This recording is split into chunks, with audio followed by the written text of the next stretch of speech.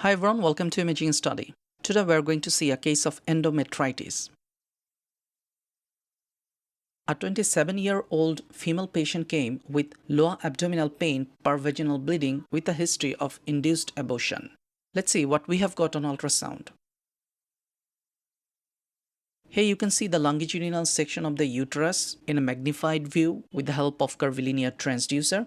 You can see some irregular heterogeneous content within the lower uterine cavity, indicating the retained products of conception.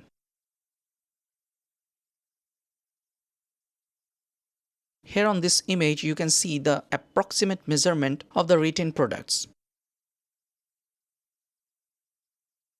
We put color Doppler and you can see prominent myometrial vascularity.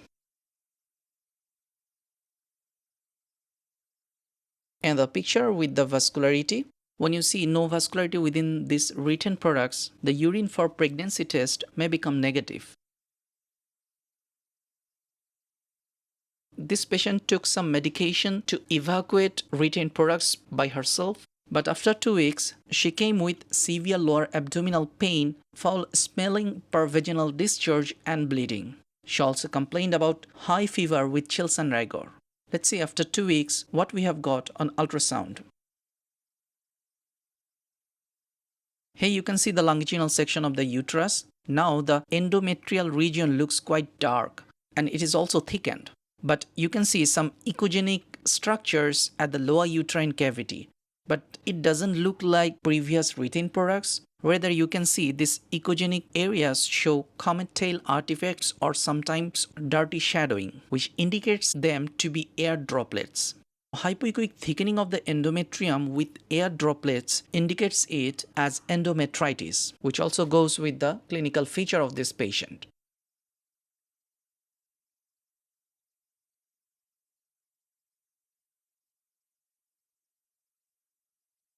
Here is another view and you can see this echogenic air within the endometrial cavity with surrounding thickened hypoechoic endometrium, indicating endometritis. The retained products could not be separately visualized here, so it may make some confusion.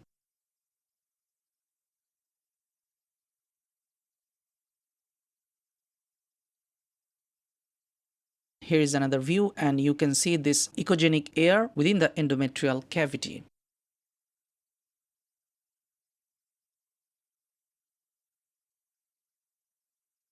And the view of this endometritis case.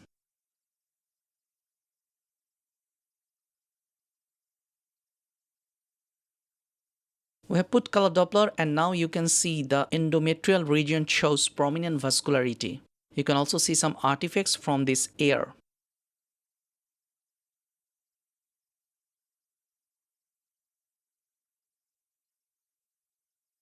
And the view with power Doppler and you still can see prominent uterine vascularity along with some artifacts from this air.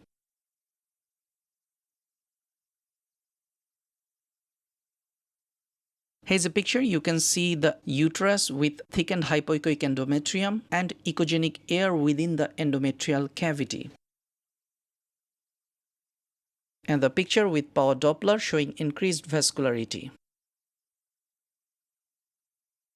So in summary, the endometrium is thickened and hypoechoic with increased vascularity on color and power Doppler. The endometrial cavity is filled with echogenic foci casting comet tail artifacts and dirty shadows indicating air. No definite retained product could be seen separately. So these features conclude it as a case of endometritis. Now the take-home message. There are many causes of endometrial thickening.